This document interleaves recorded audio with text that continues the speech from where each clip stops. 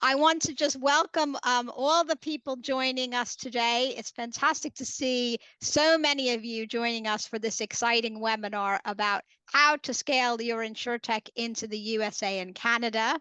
And we had such incredible feedback from our US expansion dinner earlier this year that, we know there's just this huge thirst from members about information about North American expansion. So we spoke to our friends at the Department for Business and Trade, who we have on the line today, and we've put together this webinar for you. So without further ado, I would like to welcome our very first speaker, who is Rory O'Kane from the UK Department for Business and Trade. He's fresh from a diplomatic sojourn in Mexico, which is why we were talking about tortillas. And he's been involved with the DBT for some time, and now he's back in the fold, heading up insurance at the department. And so he's going to say a few words of intro for his colleagues who are on the line with us from the USA, actually. We've got a whole bunch of guests from the USA. So Rory, over to you. Thank you very much, Melissa, and hi everybody.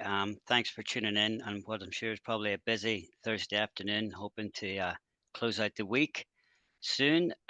Just even briefly about Department of Business and Trade, DBT, as we love our acronyms around white call. So DBT supports businesses to invest, grow, and export, creating jobs opportunities across the country. We're focused on opening up new markets for business by removing barriers and striking trade deals. So some of you may have actually seen this week in gov.uk news via DBT that the UK has secured like an ambitious enhanced trade partnership to boost trade investment with Thailand. Like Thailand's one of these fast emerging markets that we've got on our radar amongst many others. And then you'll hear soon from colleagues in the USA, which is quite a big established market, let's just say, for the UK. But we are very focused on where there is opportunity in the global scale. And then at the start of this week, our Secretary of State and one of our ministers traveled to Saudi to meet counterparts in the Gulf Cooperation Council, that's the GCC, to advance their trade ambitions. There's hopefully a nice free trade agreement, FTA, in the pipeline for that dynamic region. And coincidentally, in this very same week, I saw that Revolut and Nubank talked up their expansion plans to that part of the world. So in the area of trade deals, one thing I would say to all of you out there in industry is I'd really strongly encourage you to take advantage of the consultation exercises that come up for future trade deals as they arise. I assure you that industry's input is taken very serious and can help shape these deals to facilitate trade for your business. And then in the business as usual, I would ask you as insurtechs to let us know where you wish to explore for expansion. Similarly, as Melissa says earlier, I mean, we can do these great events where we are connecting with colleagues and sharing insight. And then day to day, where do you have on your roadmap? Where do you see of interest? Where can I actually? I mean, I love it whenever I can go to colleagues at Post and say, look, I've got X amount of insurtechs that are really focused in your market. Let's help them do some business. But please be precise, as we'll soon hear in a moment from colleagues in the US on opportunities and from distinct parts of the country. And also then let us know if you want to see just insurtech focused trade missions, to the insurtech specific events, or would you even be willing to join up for some of our fintech missions? Because we have those in motion with the fintech team that sits alongside me at the DBT. But we're very much open to your ideas and supporting your expansion. But that's enough from me. More on to the nitty gritty market insight from my colleagues in the US. I think it starts with Ritus. Yeah, good afternoon from New York. I going to run through some slides. As Melissa mentioned, we'll be available for questions, so I'll try to go through quickly because we have a lot of good stuff today. Victoria, you said you were going to share some of the slides? All right, so as you can see from the title page, I'm Rita Stankunas, Senior Trade and Investment Officer with the UK's Department of Business and Trade, sitting here in beautiful New York. As you probably could have seen the banner behind me. We have colleagues across the country who represent different regions. sorry, not just the country, the countries, because we do represent, I think this call is about Canada and the US, but I'll get to that. So Victoria, next slide, please. So just briefly, the way DBT looks at it is your international expansion goes in 4 steps. And the UK government is here to help you with each of those steps. What I wanted to clarify is who should you turn to depending on what step you're at in the process.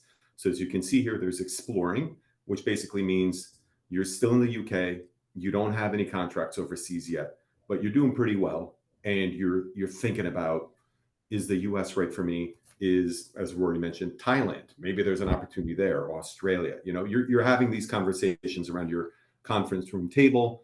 That's exploring. Selling means you've got a couple of contracts overseas already, and your things are moving, and you're trying to figure out what the next steps are. Expanding means you're actually planning on putting boots on the ground. You're going to open an office. You're trying to figure out where that office might be. You might be looking at finding a sales lead, that sort of thing. And then the final one, which looks like it's disappeared from this screen, is growing, which means you're in the market, things are going well, you're already in, I don't know, Nebraska, and you're looking to expand to other markets. So those are the 4 stages. Next slide, please. So as mentioned, the UK government is here to help, but us at Post might not be the right person for you necessarily at any of the given stages. So let's talk about exploring.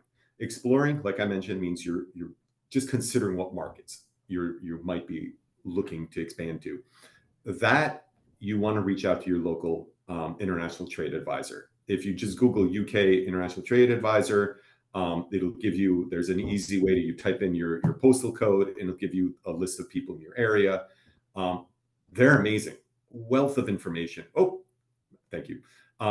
As you can see here, provide market research, provide analysis about clients, can help with leads lists, some email services. So all sorts of opportunities. Next is selling. So selling is going to be your ITA and a little bit of what we do. So overview of the local ecosystem, guidance on your product fit and your US pitch, networking, partner introductions, client matchmaking, VC matchmaking, and inclusion in trade missions. So there's quite a bit in there that we do. So once you do have a couple of contracts and you're really now thinking, I'm going to be focusing in on the US or Canada, it might be a good time to reach out to either Rory or myself or whoever else you meet on this call. And then expanding and growing, that's firmly with us at Post. This is what we do best. So you're looking to actually set up an operation in a foreign country, get sales moving, assistance on your US launch, connection to local service providers, amplification of success stories. We love nothing more than amplifying new contracts, new partnerships. It makes you guys look good. It makes Insurtech UK look good. We're happy to do it. We have use of consulate and residence spaces. So every consulate around the country, around the countries, has event space. Invitation goes out, UK government branding. It's great stuff. Involvement of leadership in your events. In New York, we have a great British business club. We welcome everybody to join it if you've set up shop here. And then continue support. Next slide, please. All right, so this gives you a quick recap of what does a US market ready company look like. These are just some guidelines. Have you had success in the UK and Europe and maybe at least 20 employees? Do you have some globally recognized corporate clients? Ideally, you might have a client or two in that market already. That's the next one. Already selling to 1 or 2 US companies. You're revenue generating, or you have funding that's backing your expansion. And then the last one is a unique service offer. A yellow flag for us in market is not a red flag, but a yellow flag is if somebody comes in going, nobody does what we're doing. So like, really, are you sure about that? Because normally somebody's doing what you're doing, and somebody comes in and saying, all right, these are our competitors. This is what differentiates us. That's somebody who's done their homework and they're knowledgeable about what they're doing. And then the other one that I'll probably want to add to this list that is not on there is, do you have somebody who's going to commit to spending time in market, who's, out there, sales lead, either somebody from the UK or you're planning on hiring somebody, kind of an important step. Next one. All right, so this map looks tiny, but it gives you a snapshot of where the consulates are and what regions we represent. So I'm sitting here in New York, and you can see a little pink spot over there. But whoever, the idea behind this is wherever you're thinking of going in Canada or the US, there's somebody there to support you. And we've got ways of supporting you with the local ecosystem, no matter what state. And it's important to point this out because you'll meet a lot of UK companies who say, amazing, I'm going to the US, I'm going to New York, because if you can make it there, you can make it anywhere, like the song says, right? But our job is to meet companies and say, are you certain about this? Have you done your homework? So next slide. And the reason I ask, have you done your homework, is because here's a map. It's a little out of date, but that's okay. It gives you the US states in comparison to what their economies look compared to other countries around the globe. 2 years ago, we signed an MOU with the state of Indiana. So most companies are going to say, Indiana. I suspect some people on this call don't even know where Indiana is on this map. That's okay. What's important is to point out, they have the same economy as the UAE. I mean, that's not nothing.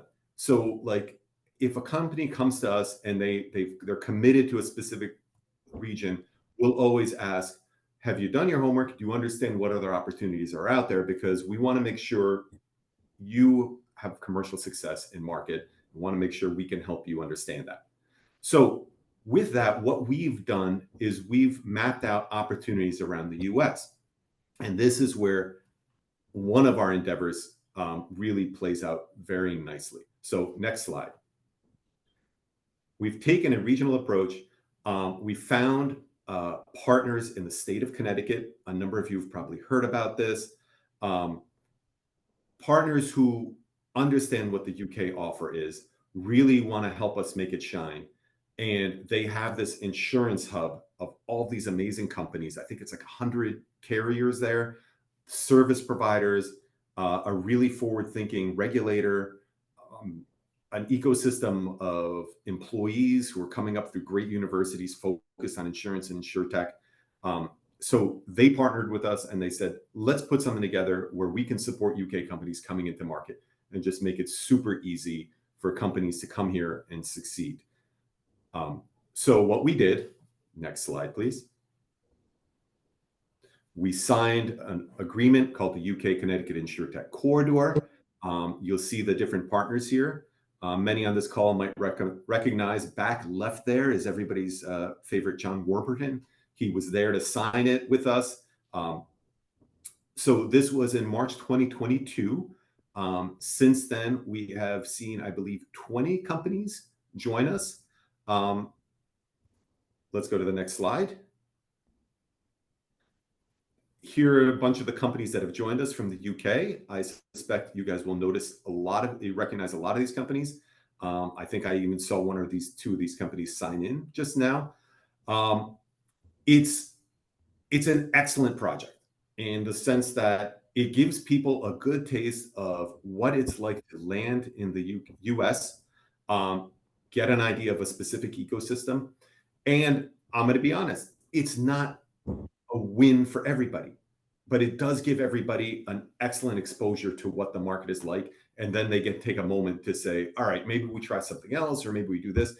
But it's just a great landing pad to help people understand what the US market is like and meet a lot of friendly faces in the insurance sector who want to help you grow and expand. So that's just a snapshot of what we do. I believe that's the end of my slides. But to give you another example, I believe we are turning to my colleague now, Harrison. Yes, thank you. I really appreciate that. I am the Senior Trade and Investment Officer for the Southeast for financial and professional services, to kind of go a little bit more on what Regis was talking about in terms of a regional approach. When he initially said everybody wants to go to New York, that's exactly right. Everybody wants to go to New York. It's either New York or California. But the United States is really 6 distinct communities, the Southeast being one that's been exploding recently, especially when it comes to insurance and insurtech opportunities. So kind of my role is to go out and spread the gospel, spread the good news about the Southeast as a hub, as an opportunity for insurtechs, insurance carriers, and the like. And it's really interesting to see the opportunities and how they differ, right? So with Connecticut and the insurtech corridor, and just the absolute success that they've had, they were fighting an entirely different set of problems that, say, for example, the state of Florida has, and the state and the opportunities that present themselves there. So if you look at, great example is Florida. They've had insurance carriers fleeing the state over the past couple of years. Now that's thankfully stopped, and now they are putting a big old sign out saying we are open for business. And they've got a couple of insurance companies that are looking for insurtechs to help streamline efficiencies, to help generate more top line revenue, and they are desperate to meet people, especially if they have a little bit more of an international flavor. Because at the end of the day, the UK does one thing really, really well. Actually, they do a lot of things really well, but one of the things that they're known for doing well is insurance. And so when you kind of come to the Southeast with the aspect of being from the UK or having a proving ground in the UK, you have instant credibility with both government agencies and industry itself. Great example of this is Citizens. Citizens is an insurance company that is based in Florida that is doing the insurance for homeowners. They were originally designed to be the insurer of last resort. They have now become the insurer of first resort.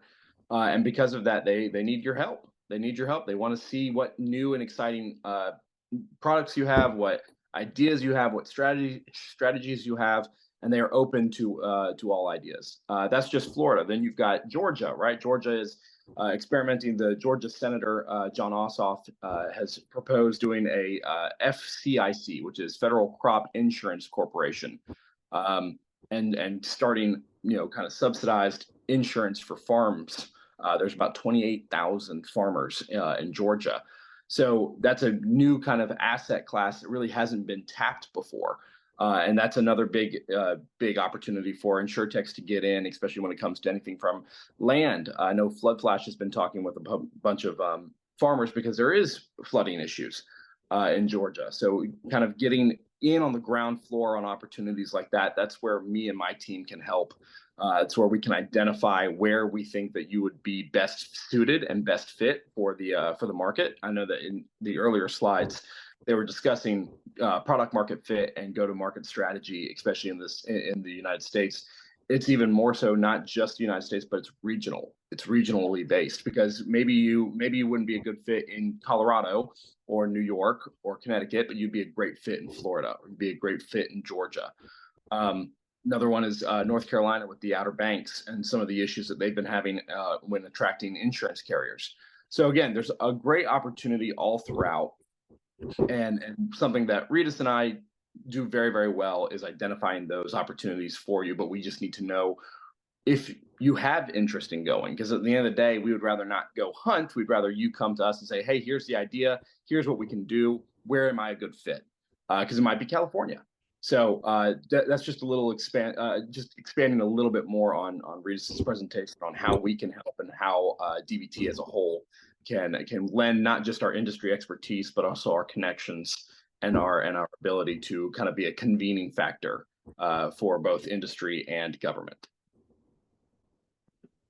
Thank you so much, Harrison, Ritas, and Rory from Department for Business and Trade. Fantastic taste of the opportunities there in the US. Now we're going to hear from first up from Phil Evans from Applied Technologies, who's going to introduce his colleague who's based in Atlanta, same as Harrison actually, to talk about their experience in the US. So Phil. Thanks, Melissa. So I suppose one of the questions we get asked over the last kind of few months of why Applied have joined Insurtech UK and want to help with Insurtech UK is because we see the value, what we see in Insurtechs, and they can help us with our business and our clients' growth. So basically, as one of the world's leading providers of broker management systems, We deliver practical and innovative solutions that are the backbone of ours and other organizations. As we've discussed here, and as you know, the insurance industry is changing at a pace that we recognize. There are a load of innovative solutions that will complement our core product and deliver even greater value that we just couldn't even get to look at ourselves due to priorities, resources, etc. And this is where the Insurtech UK members become a real value to us as a business. So we see that innovation and a lot of it in what it can do and help our clients. And being able to utilize these solutions, work with insurtech companies enables our customers to grow and help them succeed in the market. But if you go on the flip side of that, as a business, we're always looking at new products that are coming to market and seeing where we can support and help them realize their potential. And now if we move that from a global perspective, we spend a lot of time researching, understanding the insurtech sector and understanding what new trends, potential values that they offer to our clients with these new entrants. And for a number of years, we've worked closely in the sector and naturally acquired a number of businesses that add value to our overall proposition globally, not just in the UK, but in the US and in Ireland and Canada and more. And having Brian on the call today, it's really exciting because for his team, their understanding of the markets in the USA and Canada is really deep, and his experiences in this sector is of great value. For Applied, Brian's been involved in understanding the insurtech landscape, market trends, and he's led a number of key acquisitions for Applied, both smaller and large, and have all been of great effect and impact to the business and the industry. So with that, I'll pass you over to Brian to talk about his experiences in the insurtech market, consider what you would need to consider when expanding into North America and more. So over to you, Brian. Brian Giametti, as Phil alluded to, I lead corporate development for Applied Systems company-wide. Corporate development is a very nebulous term most of the time. Like, what the heck does that actually mean? For us, it means M&A, so tooth to tail, so like identification, building relationships with founders, all the way through execution and integration. Then we also lead our long-term strategic planning. So every single year we got to go through a sort of refresh of our 5-year strategy. And then the other thing that we do is we spend a lot of time working with our team around commercial strategy, pricing and packaging. So we kind of get like a really unique view of talking to a lot of different companies, really understanding our customers' problems and what they're trying to solve. So as Phil alluded to, we are the leader in providing broker management systems in North America. This slide here sort of illustrates the point, no matter how you want to cut it, whether it's by user count or agency count, between our two core products, Applied Epic and EasyLinks, we have like pretty tremendous market presence. And I put this up here not for not to like chest beat or something like that, but you know, we've been doing this for 40 years. We've got a lot of customers. We've had a lot of success. So I like to think we actually have, you know, some idea of what we're talking about, you know, at least a little bit. And then the other thing here is as I'm going through this, please understand that, you know, our experience is largely biased towards insurance technology for brokers or agents, whichever term you want to use. And so kind of just keep that in mind as we're going through here. Go to the next slide, please, Victoria. As Phil alluded to, we are pretty active in the M&A market. This is, I tried to keep this slide North America focused here for the group to sort of understand where we play. I think the punchline here is we've put almost $1 billion of capital to work in M&A over the last 5 years. We're really focused on growing the business and continuing to help solve problems with our customers. And everything that we do here is sort of central to a bigger strategy around facilitating what we call the digital round trip of insurance. The other reason I have this up here is just a shameless plug. If you're solving a problem and you're doing great and your customers love you, hey, give me a call. I'd love to talk to you. So if we can go to the next slide here. So, you know, we've done 5 or 6 acquisitions in the last 5 years. You know, we've been in the space since like the Reagan administration here in the United States. And so we see probably, you know, 20 to 30 different businesses where we'll actually, you know, kind of take a deeper look at them on an annual basis. And so when I was asked to talk here, like, you know, what does it take to succeed in insurtech in the United States? I kind of just tried to reflect a little bit and think about like pattern recognition. You know, that's kind of what we do in corporate development is pattern recognition. And so, like, you know, what have we seen succeed? And I'll try to relate these back to companies that we've acquired. And lastly, I'd say I'm trying to keep these in the affirmative. You know, hey, we're all here. We're excited. We want to grow. We want to succeed. A lot of times, like, you could take the inverse of these and, you know, think about them as a potential recipe for failure. So number one here, start by solving a discrete customer problem. And so what do I mean by that? I think, insurance, particularly in the US, we have 50 different states, as the other guys alluded to. They're all different. They're all unique. They all have their different regulatory agencies. Like there's a lot. I think insurance is irreducibly complex in the United States. So starting with a discrete problem and solving that really, really well is a great way to sort of gain a foothold and start to build traction. So I'll give an example of the previous slide. We bought a company called Indio in 2020. They are exceptional at helping insureds. They build technology that allows for data collection around mid-market or complex commercial insurance. Instead of having to go to 20 different carriers and fill out all the different forms, let's bring that into like a very nice, let's consolidate all those questions, map them across the different carriers, and then allow the customer to just put the information in once. That is a very discrete problem to go solve. They went extremely deep on it, and they got a lot of success really early on. Another example of this, we bought a company, EasyLinks, you saw on the previous slide. We bought that company in 2021. They evolved into an agency management system over time, but they started with just trying to make personal lines rating in the United States a much more seamless process. That's how they started. So starting small, starting with a discrete pain point is something that we've seen work really well. Number two here, build conviction around your revenue model. Like this sounds obvious, but I think it requires, what I'm really trying to get to here is a lot of times, like, ask yourself the question, to be honest, are you a technology company or are you a distribution company with a tech-enabled advantage, right? And so, we've seen companies like, hey, we want to be a software company, but then they realize that the market might not be there. They can't charge enough. They can't really scale. And so they try to think creatively about new ways to grow the business on the top line. And we'll see them sometimes transition into a distribution platform or like a distribution platform where you're collecting commissions and doing all those things. So your existing customers might end up becoming competitors, and that kind of just makes things messy. So what we've seen is like companies who really have conviction around what they're going to do and stick through it. Number three here kind of is intertwined with number one. We say, build capital P products. What does that mean? Like something that's really productized, that can fly off the shelf, that can go through word of mouth.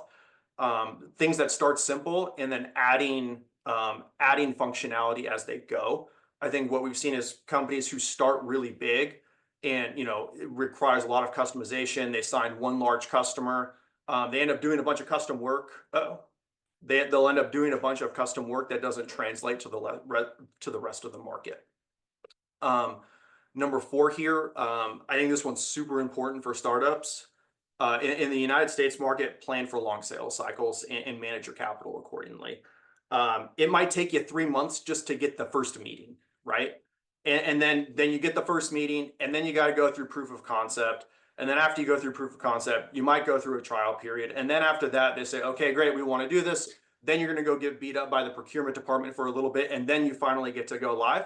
And so I would say kind of just be realistic and be conservative around, your assumptions around, hey, when do we think we're actually going to be able to grow the top line, and think about managing your burning your capital accordingly. And then number five here is minimizing critical dependencies.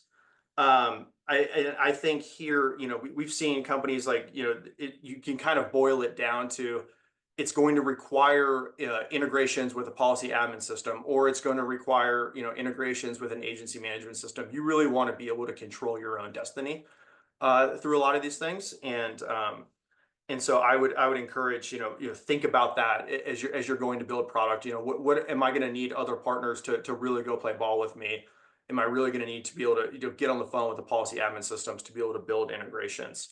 And I think I've seen, for example, Indio or Plank, a company we just bought around AI, like effectively no critical dependencies, right? Like they don't need anyone else to go play ball with them. They can just go build their product. Customers really want it, and then they can go get it online and get revenue going without having to rely on other third parties. So again, be able to stay in control of your own destiny as much as possible.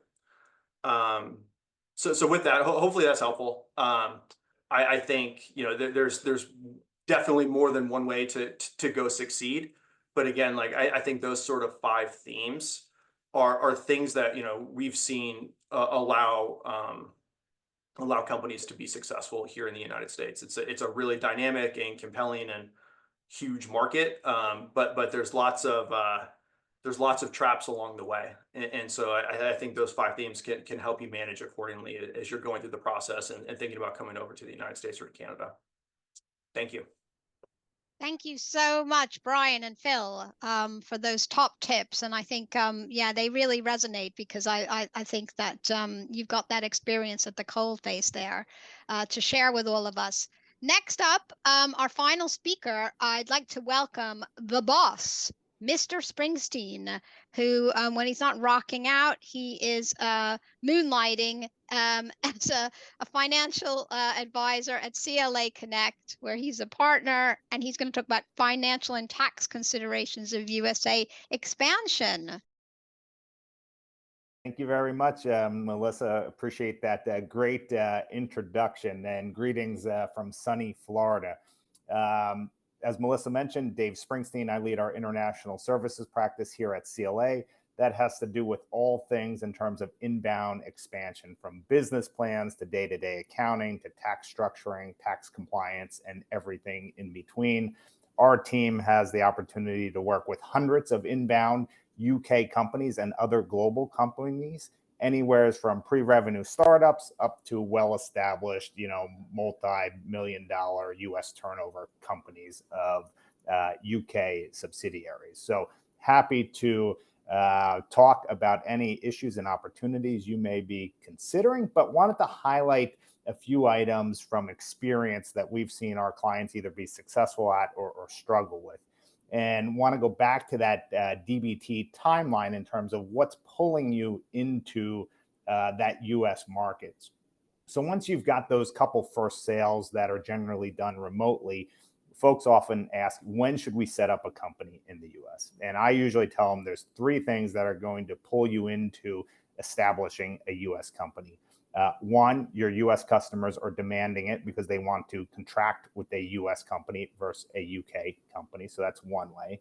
The second way is we are going to hire individuals, have boots on the ground here in the US to operationalize and grow our business. At that point, you are better off to incorporate and employ those individuals through a US company versus an ERO or a branch. That opens up complexities and issues for the UK company in the US, which I generally tell folks we're better off leaving the UK company out of any of the US tax and regulatory issues. And finally, we've got a tax similar to your VAT, sales tax, right? And an economic nexus concept that says even though we're remote in the UK, we're selling into the US at the state level, at some point, depending what you're selling and how much you're selling, you may drag the UK company into a sales tax collection, filing, and remittance requirement at each state level. So if we're going to go down that path, once again, you're better off isolating that issue, that risk with a US company versus dragging the UK company into US filings. From there, a couple, I'll call it more general business issues. So once we've said, okay, we're going to set up that US company, we need to think about timeline, right? So to think through the planning phases, making sure we've got everything laid out, how we want to expand, how we want to do this, moving people around, technology, products, so on and so forth. 12 to 18 months by the time you say, okay, we are going to the US and we need to walk through these administrative and regulatory issues. Let's make sure we've got that 12 to 18 month horizon, right? We can't just jump into the US, overnight in terms of setting up a company and expansion. Budget, right, is another important thing. It's not cheap to expand to the US, both from I'll call it cash outlay in terms of funding and corporations getting things up and running, but then also human capital, right? So you've got your team that is working on UK operations from a finance and human resource and accounting standpoint. Now you're going to need to divert that attention to expanding and operating in the US. So making sure we understand both the cash need and also the time need of folks on our team to make that expansion successful. And then what we've seen in terms of being really successful in the US, yes, you can hire a salesperson that you met. Maybe you could move over, a more junior person on your team to the US. But where we've seen companies be very successful, it's where the founders come to the US or someone from the C-suite, and they are all in committed to bringing their knowledge of the product, the industry, and the company culture. And so keep that in mind. Once again, that could be a drain or a detriment to the UK operations, right? If you're going to redeploy a senior individual from the UK to the US. Then we get into, okay, if we do deploy a senior individual or a founder, we want to make sure that they understand their US tax requirements, their UK tax requirements. I won't go any further than that, but we've got business issues on the tax side in the US. If you're going to come over as a C-suite person or a founder, you better take similar advice before you arrive here in the US so that you're not subject to any double taxation issues. It's very important also from an immigration and planning perspective. We get a lot of folks that they want to come over on the ESTA visa, 90 days, tourist type visa. You got to be a little careful in terms of the activities that you can do in the US on the short term. But once you've made that decision that we're going to set up in the US, we're sending somebody senior, you've got to start that visa immigration process as well, because that is taking 9 to 12 months to complete that. And the worst thing, we'll talk about the tax issues, but you want to make sure you're not running afoul of any of our immigration issues as well, because those issues can be more punitive than some of the tax issues. So once we've got the company set up, we're moving somebody to the US. Couple of the major issues just to flag, and I've heard it a couple times here, the US, 50 diverse states, right, from a regulatory perspective, from a tax perspective. So understanding, one, if you truly are in the traditional insurance side of things, what are the regulatory issues that you need to navigate in the state where you're going to incorporate and operate? And so each state is different, right? You may incorporate in Delaware, but have no activity in Delaware, but you're going to have operations in Connecticut. You're going to have operations in Florida. You're going to have operations in Texas. Each one of those states where you have, I'll call it a more traditional insurance product, those are going to be governed by those state regulations. Beyond that, same thing on the tax side. How are we taxed in that state? What are the payroll taxes for our employees in that state? You need to develop a plan to understand where you're going to operate and what those implications are going to be at the state level. From there, transfer pricing. So it's a global tax issue or an international tax issue, the backbone to international taxation. Transfer pricing, how do we allocate profits across multiple jurisdictions? As a startup company in the US, there are requirements on day one. You can have more of a light touch and be in compliance. If you're a larger multinational operating in the US, there's probably a phased approach where you really want to come into compliance or full compliance with our documentation regulations at some point to protect yourself, but thinking about transfer pricing from day one. And then the other major issue that I spoke about earlier on is the sales tax issue. Or a local tax on insurance, right? So at the federal level, there's no VAT type of tax on products, but when we get into states, right, there could be specific taxation, gross receipts type taxation on selling insurance products.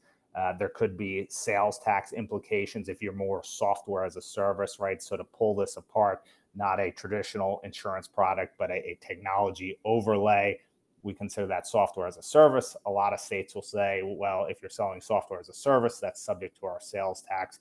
You want to make sure you identify what you're selling and if it's subject to this tax, because that becomes a little bit painful upon a due diligence process. If you miss that, right, you could be out hundreds of thousands or millions of dollars if you did not collect sales tax from the customer, right? You've got that one bite at the apple to say, okay, Dave, I'm selling you this product. It's subject to sales tax. Let's collect it. If you don't, and it gets flagged under a due diligence or with the state, at that point, it's very hard to go back to your customer and collect that. So that becomes an economic issue for the company.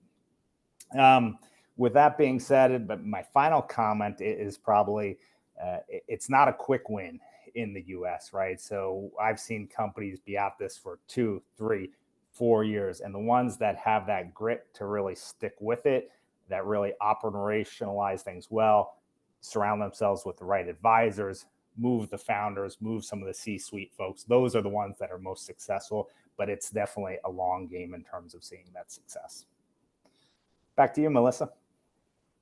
That's fantastic, David. Really appreciate that, all that detail. And hopefully we can circulate some of that after this call. We're going to stop the recording now. So feel free to just ask any question, anything on your mind.